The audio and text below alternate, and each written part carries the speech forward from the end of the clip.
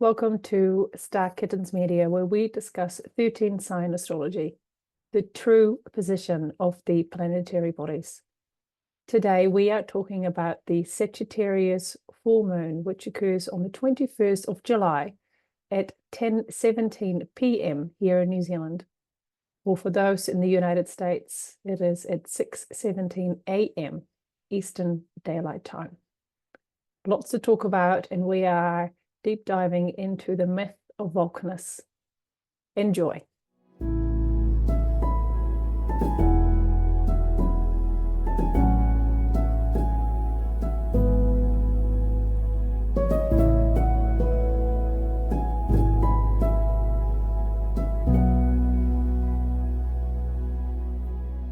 Good morning, afternoon, and evening, wherever you are tuning in from. My name is Sana, and I am joined by David. Kia ora. Kia ora. Today, we are going to discuss the full moon in Sagittarius, the true position of the moon at this time. So please, David, what are the overall themes for this full moon? Yeah, it's a doozy. Often when we have a look at these readings, sometimes they're very light and fluffy, and other times they're quite heavy and frankly bring to the surface some difficult content, and this is certainly one of those. So with that in mind, of course, a full moon, anytime there's a full moon, and it involves situations and scenarios coming to a head, finalizing, if you like, emerging, or even boiling over. It's a time of realization and revelation, and where we get to review the events of the past 28-day lunar cycle, and even the last 12 months, going all the way back to the equivalent full moon this time in 2023. This is about where the causes of events and the consequences of our actions in this particular context come to the surface, and whether that be as collective or individual, where our ideas about cycles and chain reactions are present. And where a new moon is about setting intentions, this is about review and reflection and resolution. Full moons give us an opportunity to change our direction, or to pivot, if you like, but they can also throw up twists and turns based on new information or new data or new insights. And of course, at any time there's a full moon with the sun and moon opposite one another, there are contrasting forces at play. At the very basic level, the sun representing the masculine energy and the moon the feminine energy. And so we naturally get both in ourselves and in nature a kind of push and pull, back and forth, a tussle between the intellect and our intuition, the intellect being the left brain perspective, and the intuition, of course, being the right brain creative perspective. But then when we throw into this specifically, there's two quite important conjunctions happening. On the moon side, the moon forms a conjunction or comes together with Pluto. And that is really a signal or a sign to look inwards and to deal with trapped emotions, to deal with soul memories, to deal with past lives, and frankly, to deal with pain. And on the other side, the sun is conjunct Vulcanus, which many astrologers will not talk about, but there's a very interesting story about Vulcanus, which I think is appropriate given what's going on in the world today, which we will talk about later. But the sun Vulcanus is a story about mothers and sons and the families, and the ideas of estrangement and emasculation, and I'll explore those a little later. So this is, cards on the table, a difficult full moon. The energies are really powerful. They're very disruptive. They're fiery. involving both the sun with Vulcanus on one side and the sun and Sagittarius, sorry, the moon and Sagittarius on the other. And they're unstable and deep as well. Yes. So Sagittarius, it is the third fire sign in the zodiac. Lots of fire. A lot of other astrologers will be talking about a totally different full moon, but that's not us. We talk about what's truly happening. So as you already mentioned, fiery. Please tell us a bit more about the Sagittarius energy. You know, we touched, I think it was maybe 2 or 3 blogs ago, we did a full reading on Sagittarius. I think at the time it was a new moon in Sagittarius. So I'll just recap on some of that. But the Sagittarius is symbolized by the mythical centaur. That's an icon, a symbol that is very common throughout humanity. Of course, this is the half man, half horse. And the archer figure on the centaur represents the desire to expand and to push outwards. But the horse represents a couple of things, the exploration, the willingness or the desire, if you like, to explore. And the horse, the wild horse analogy, but horses can, of course, also be tamed by man or mankind. And, you know, many people believe that the dog and the horse are man or humans' best friends. So there's a very strong relationship between the humanity and the horse, but symbolized by the centaur. So archer, expansion, horse, exploration, but the horse also represents the limits of humanity and that we are anchored to earth. And as much as we want to push into the outer reaches, we are constrained somewhat by the fact that we are living on this planet and we are bound to the earth. A Sagittarius moon symbolizes or talks about our emotional experiences of learning, of mind expansion, of intellectualism. And this is where we get to confront our mental constructs. I mentioned just before about the horse and the archer, and there's a limitation to how far we can go with our minds. Sagittarius, of course, is the opposite of Gemini. So we are really talking about the mental faculty taken to its absolute extreme. Sagittarius moon, of course, is where we ask ourselves and emotionally engaged with the idea of how far can we go? Like how far can we take our thinking, really? And how do we feel about the bastions of, or the pinnacles of thinking, which are generally considered to be the universities or academia, science and religion. And emotionally, we engage with the concept or the idea of how do we feel right now at this point in humanity, this inflection point, this tipping point, about whether academia, science, and religion have actually resolved some of the deep existential questions that come up in Sagittarius, those metaphysical ideas about what is our place in this vast Milky Way, and even beyond that, what is our place in the multiverse, and where did we come from? So, you know, that existential question of our epistemology, it's called, of course, in philosophy. Where do we come from? How do we get here? Where are we going? And what is our place in the world? So these are all sort of Sagittarian questions, Sagittarian energies, and the moon influences that. How do we emotionally engage with this? So this isn't just about intellectual pursuit. It's about considering how we feel about these issues.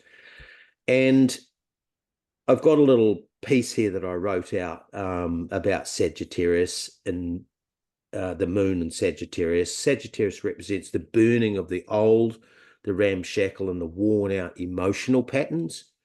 Now, Sagittarius moon is a metaphorical bonfire where we can regenerate self-limiting behavior that is typically driven by instincts and knee-jerk reactions that are learned in childhood or triggered by a traumatic event, such as a turning point in our lives, a loss of a relationship, be that a family member or a platonic or partner, platonic relationship, i.e. a friendship, a really important friendship to us, or a partner leaves our lives, or that whole relationship gets upset. That's very much in the Sagittarian moon space.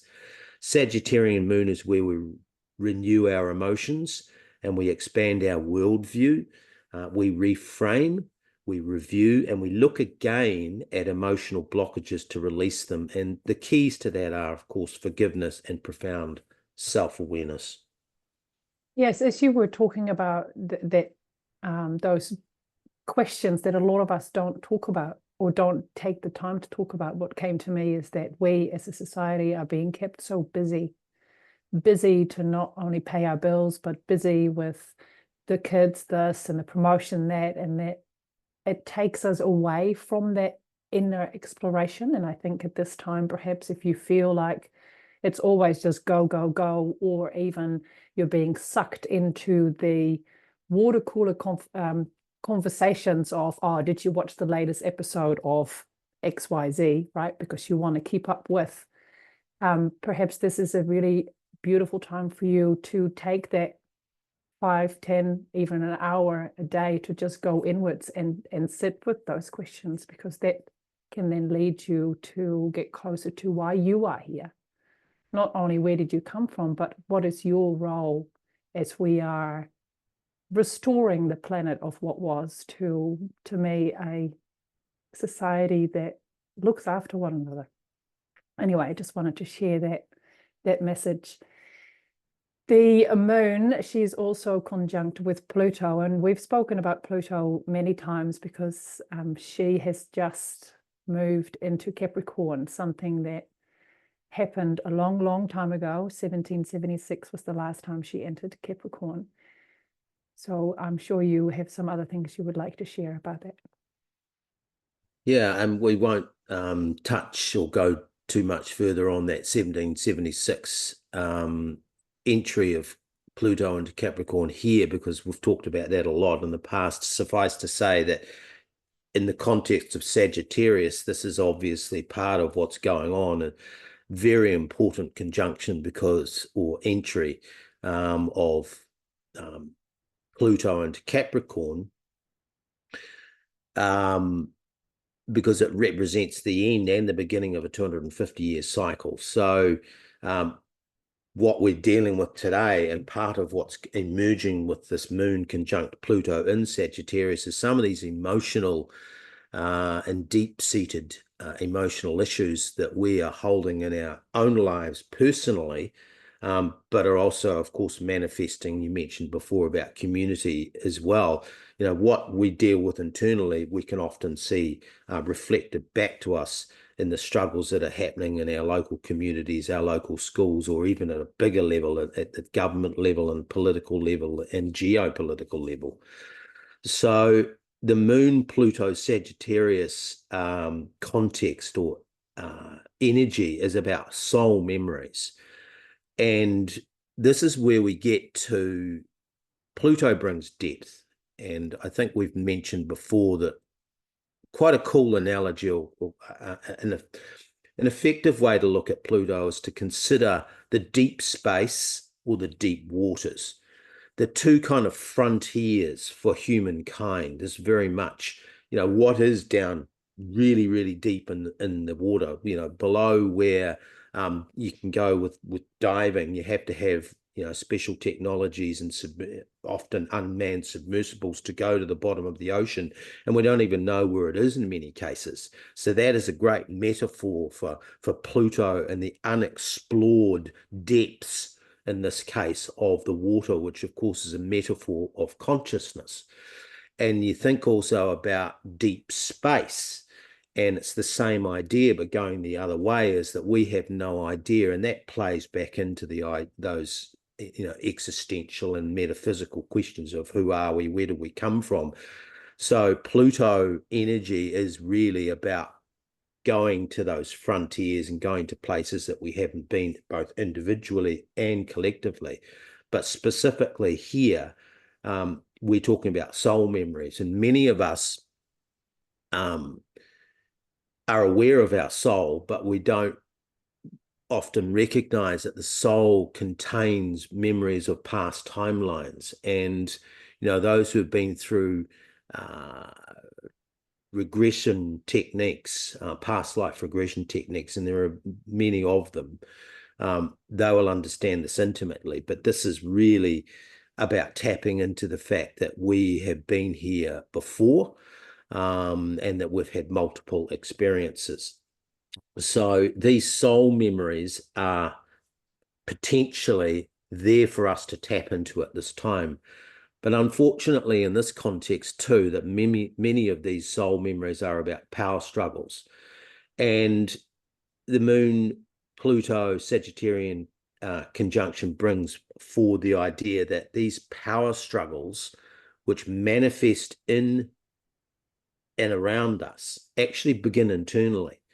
And they are really a consequence or an extension of head and heart is at odds, very much like a full moon.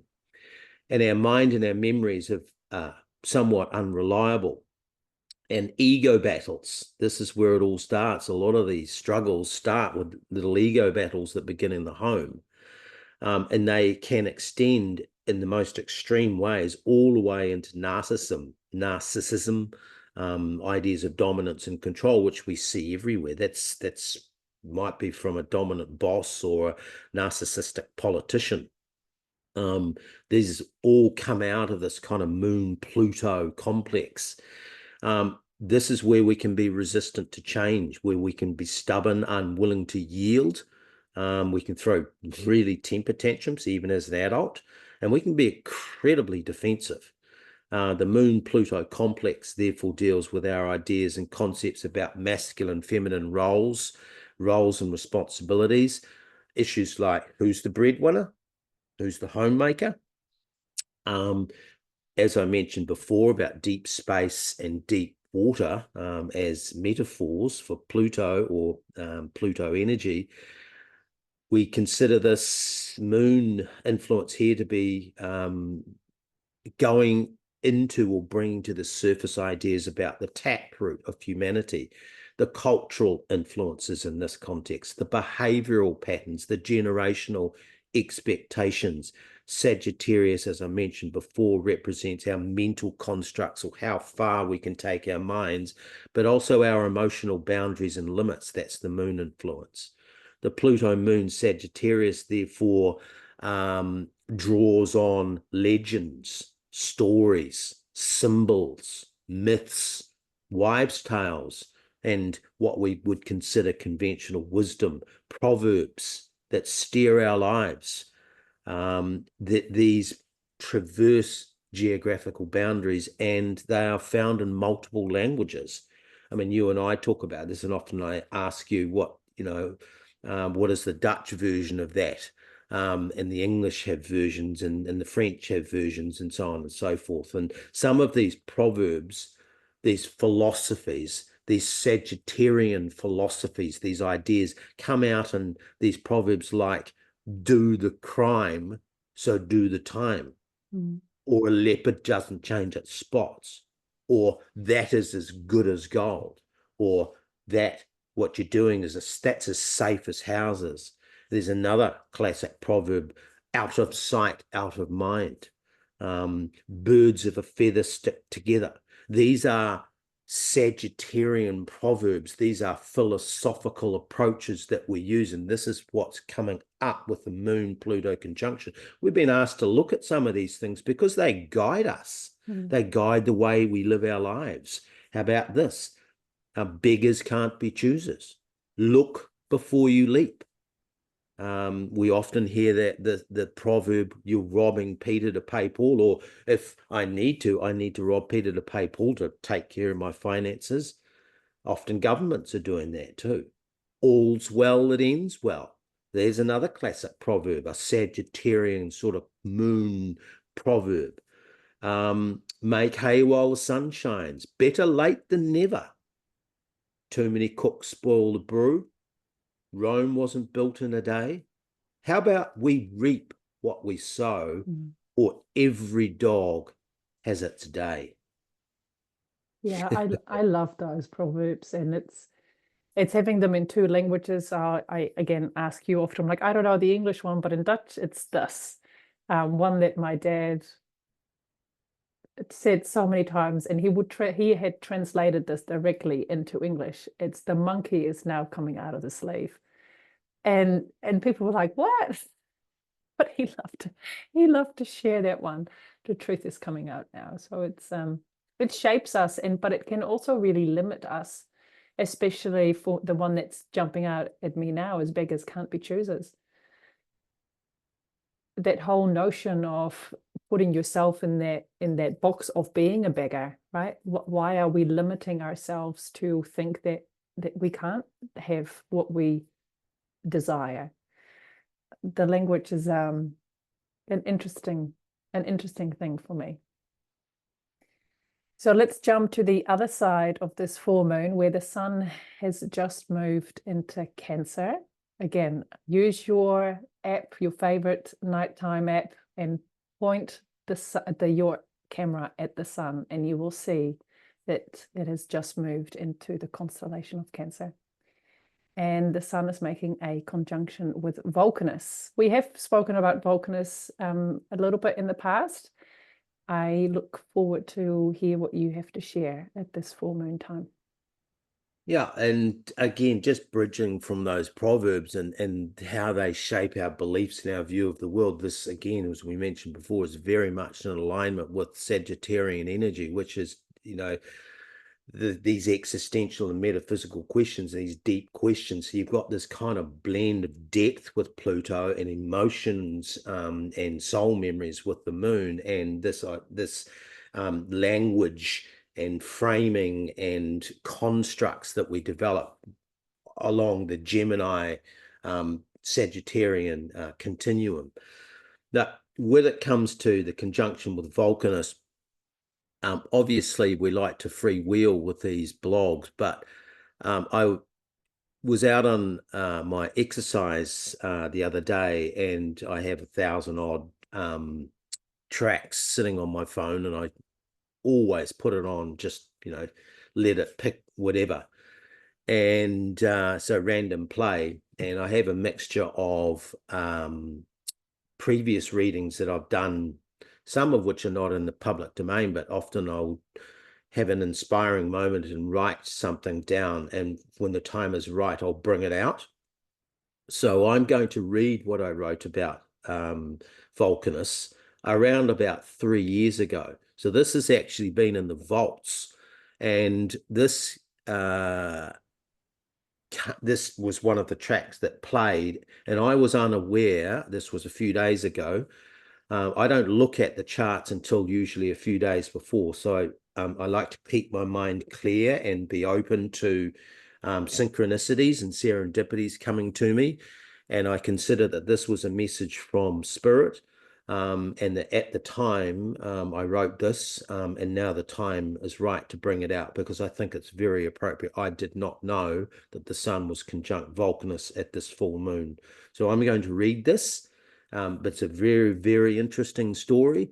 But I think it presents so many issues for us individually and collectively that I won't do it justice if I just talk about it. So here we go. Vulcan is the god of fire. Volcanoes, deserts, metalworking, and the forge in ancient Roman pantheon. He is often depicted with a blacksmith's hammer. The Vulcanalia is the annual festival held August 23 in his honor. Vulcan is identified with Sethlin's myth of hammer and tongs. These are tools of dominance used to manipulate material resources to fashion and construct what we know as the industrial machine. During the festival of Vulcanalia, live fish or small animals are burned in the place of humans as a sacrifice. This is called karmic substitution, which is an occult practice or an attempt to subjugate the natural laws of cause and effect or cause and consequence. These bonfires are created to honor the fire god Vulcanus. Karmic substitution is one of the issues being confronted right now in our personal lives and collectively, where we gaslight, blame, and shame and shift the responsibility to someone or something else to assuage our guilt. Vulcan had the distinction of being the only ugly god. His father, Jupiter, had numerous children, but none with his wife, Juno, who wanted her own child. When Juno decided to have a baby of her own, she produced Vulcan. He was a red-faced and crying infant, so unattractive that the shocked Juno tossed him out or off Mount Olympus. After a full day and night of falling from the heavens, he landed in the sea. The fallen child broke both of his legs, which left him with a permanent limp. The sea nymphs collected Vulcanus and raised him. The talented craftsman had a special love and appreciation for one of the nymphs who saved him, and he crafted a stunning pearl necklace as a gift. She was so proud of her necklace that she wore it to a party on Mount Olympus. Juno was amazed by its beauty and insisted on acquiring one for herself. Upon learning that it was her abandoned child Vulcanus who had crafted the beautiful object, she insisted he return to her at once. Vulcan was not enthusiastic about this idea. After all, she had tossed him off a mountain. Instead, he sent a gift to his mother. It was a magical chair made of gold adorned with jewels. Delighted with her gift, Juno promptly sat down on it, but the chair entrapped her with unbreakable chains. There she sat for 3 days, unable to leave. Exasperated, Jupiter, her husband, made a deal with Vulcan to save his wife. He promised his estranged son the beautiful goddess Venus in return for Juno's release. Vulcan returned to Mount Olympus to claim his stunning bride. Venus was the goddess of beauty, considered the fairest of them all. Ironically, she ended up married to the ugliest deity. Perhaps this is what led her astray, as she was regularly unfaithful to Vulcan with various lovers who included Mars, the warrior god. When mankind stole the secrets of fire, Jupiter was outraged and called upon the other gods to create a poisonous gift as punishment. It was Vulcan who molded the lovely but foolish Pandora from clay. Upon her marriage to the Titan Epimetheus, therefore the name Prometheus comes forward as well, she brought a gift from or to the ceremony. It was a box with a warning that it was not to be opened. It became known infamously as Pandora's box, as once she opened it, all evil was let loose into the world. Because Vulcan was associated with the destructive powers of fire, his celebration each year fell during the heat of the summer months when everything was dry and parched and at higher risk of burning. The Vulcanalia was celebrated with large bonfires. This gave Roman citizens some degree of control over the powers of fire. In 64 CE, an event took place which many perceived was a message from Vulcan. The so-called Great Fire of Rome burned for nearly 6 days. Several of the city's districts were destroyed and many others damaged irreparably. When the flames finally died down, just 4 of Rome's 14 districts were left untouched by the fire. The Roman concept of fire associates Vulcanus with both the destructive and the fertilizing powers of this element. However, the power of fire is also considered useful if directed against enemies. The important thing to remember with allegory, myth, legend, and fable is not necessarily the accuracy or the details, but the messages and the archetypes that can be drawn from them. Vulcanus energy is strong, assertive, and brutal. When we think of volcanic eruptions, they are somewhat unpredictable, certainly all-consuming and unforgiving for humanity. Perhaps the most notable reference in modern culture to Vulcan is the race of extraterrestrial aliens named after him in Star Trek. The Vulcan planet had a surface filled with fire, fields of lava, and volcanoes, seemingly in direct reference to this god. The Vulcanite race appeared to have a greenish hue due to their copper-based blood, giving a nod to Vulcan as the god of metals. Additionally, like the Roman god, Star Trek's Vulcanus was a skilled they were skilled craftsmen known for originating technology. In terms of archetypes, in Vulcanus we have the rejected ugly son who was cast aside and disavowed by his mother, Juno, the queen of the goddesses. Vulcanus was estranged from his powerful family and bloodline. Left to his own devices, he became a skilled craftsman, not only in metallurgy, but in the art of war, deception, bait, and switch. Vulcanus crafted a seat that imprisoned his mother, Juno. He fashioned Pandora from clay, and her name became synonymous with evil and the end times. He trapped Mars in an unbreakable net following an affair with his wife and sought to publicly ridicule him. He reacted to Venus's various affairs and indiscretions by erupting.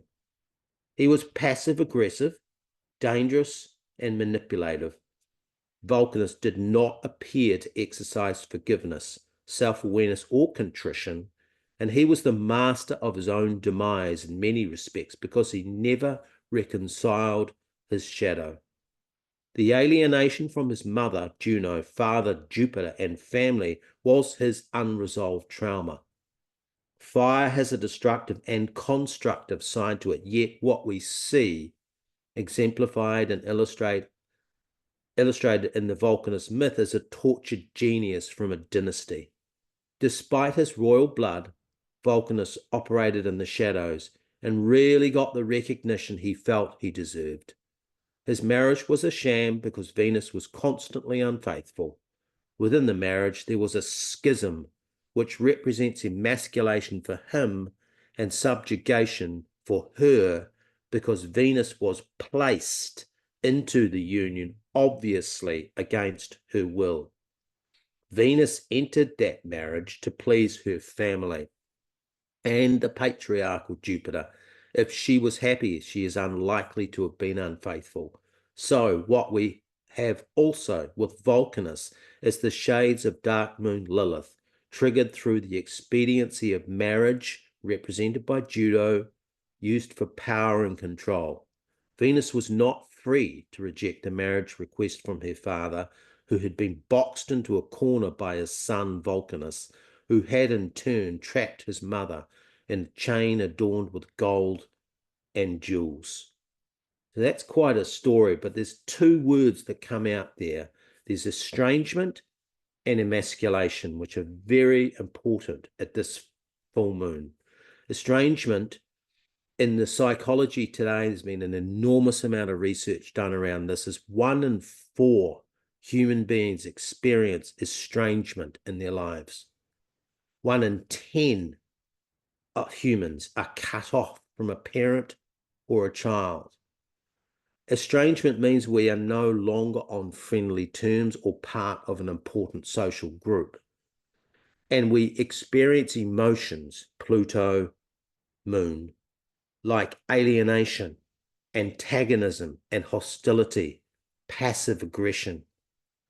We experience a loss of connection to our lineage and our roots in this case, which is very much Pluto moon, or our communities. Emasculation means that we are deprived of strength, of vigor, of capacity, or for the ability to actively or effectively act towards or in a situation or scenario. So we experience disempowerment. And interestingly, the Sagittarian influence here, going back to those proverbs, is often when we are dealing with issues in our lives, or in a friend's life, or in a family member's life, or a workmate's life, we will draw upon those Sagittarian proverbs to deal with it, because we don't actually have any access to any other way to move forward. So we might say, if we were dealing with somebody who feels estranged or emasculated, that, oh, you know, it's maybe his fault, and a leopard doesn't change its spots. They reap what they sow. they did the crime. In this case, they did something bad, so they should do the time. And that's a justification that we can use to sort of say, they're getting what they deserve.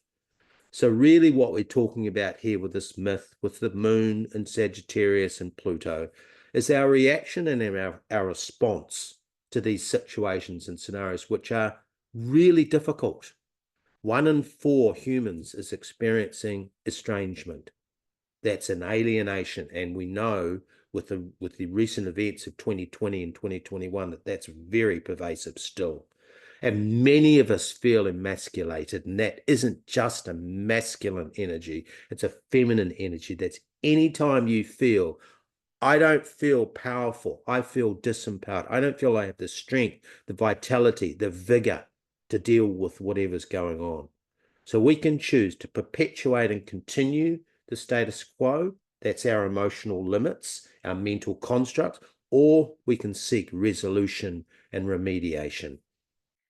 Wow, I'm a little bit lost for words after that beautiful explanation of Vulcanus. I don't often get that. So let me just quickly. So when it comes to resolution and remediation, what comes to me first off is forgiveness of oneself. And there are many different techniques you can find on the internet to do that. One that I really like is the emotional freedom technique, where you use tapping on particular meridian points on your body and really retraining both your body and your conscious mind of the thoughts that you're constantly repeating, right? It's that circle that you just go around and you can't get out of. But also the forgiveness of the other. And what's come up for me recently is the judgment that we have. If we are able to look at a person's decision that they are doing the best that they can with the knowledge that they have at this moment, then who are we to judge? That also applies to ourselves. You might have gone through stages in your life where 10 years ago you were a vegetarian or a vegan, and you said no to all sorts of food, and through the learning process you have realized that your body better responds to eating animal protein. And there is no point hating that person you were 10 years ago and going, oh, I wish I didn't.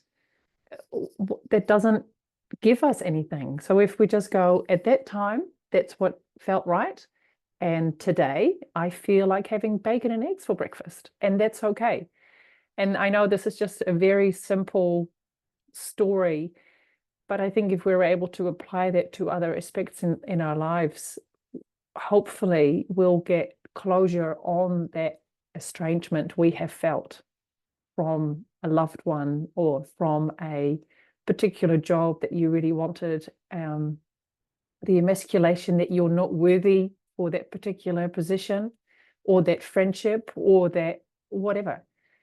It's for me, the two things that come up is the forgiveness of oneself and the other, and not having the judgment.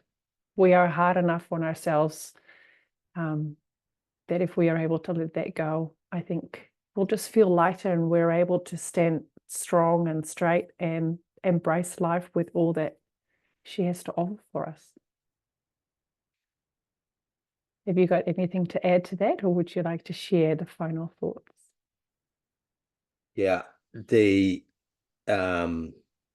two words, estrangement and emasculation, kind of capture it all. It's my own personal experience of, when people talk about shadow work, you'll often hear people discuss shadow work. Well, it's really, it's about going to those dark corners of your mind, those trapped emotions, those places in your soul that there's issues to be confronted and dealt with. And that's all about a mindset. And often that mindset can be, I don't want to do that. And hence one of those proverbs of out of sight, out of mind. And you talked about the judgment. We see that in those proverbs as well. How often will we say, oh, well, look, that person did the crime, so they have to do the time. in the context of a relationship, a philandering or a partner who strays or does something, often, and I'm not, this isn't about relationship advice, but often the place that we go to that is that Sagittarian mindset of, well, leopard doesn't change its spots. The decisions we make are very much around a lot of these proverbs, and often they are rooted in pain. They are often rooted in unresolved issues. They are often rooted and based upon situations that happened a long time ago. And you mentioned before about your dad with that passing down that proverb. But this is how life is built. This is the existential root. This is where Pluto, Moon, Sagittarius, Vulcanus come together. And the Vulcanus story, of course, with estrangement, the data shows that there's a lot of people, there's about 25% of humanity. So it's probably somebody in your life, if not yourself, is dealing with this very issue. So the final thoughts, of course, full moon, as we said right at the beginning, is about situations and scenarios coming to a head where cycles, where processes finalize, but also things can emerge and emotions in this case can really boil over. This is a time of realization and revelation about ourselves, our families, and humanity as a whole. The causes and consequences of events. There is a cause, there are consequences. Often we don't know the cause. Sometimes you don't always know the cause. And in fact, we see that in some of the most difficult issues in our lives, and also on the world stage, is that who actually was to blame, who started the issue. But ultimately, that may not be helpful. But certainly we can deal with the consequences of continuing. This is what I mean about this perpetuation. So at this time, we get to confront our conclusions, our assumptions, and the beliefs that we have in our lives, that we take a position on something. And we all do this. We take a position.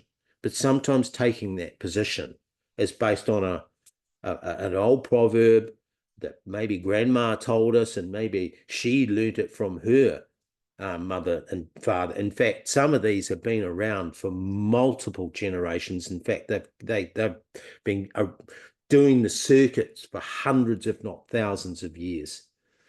So it's bringing all of that and say, actually, let's have another look at this. So our reaction and response, and as I mentioned before, was kind of like the polarity here. The choice is, do we perpetuate and continue, or do we resolve and remediate? Yes. What's the other saying? The definition of insanity is doing the same thing over and over again, expecting a different result. So if there is a part in your life, an aspect of your personality that you don't like, or the way you look, or the way you eat, or the way whatever, if you don't make a change, a conscious change, and start a new habit, then you can't expect a different result. So thank you so much for sharing the beautiful insights today. What a time to be alive. Full moon in Sagittarius conjunct Pluto, and the sun just having entered Cancer, making a conjunction with Vulcanus. We do natal readings that you can book with us. They are recorded 2 hours long. The link is in the description of this video. You can also find us on Spotify. We are active in Telegram, Instagram, Facebook. So please get in touch if you would like to explore your true 13th sign chart. Thank you so much for being here. See you next time.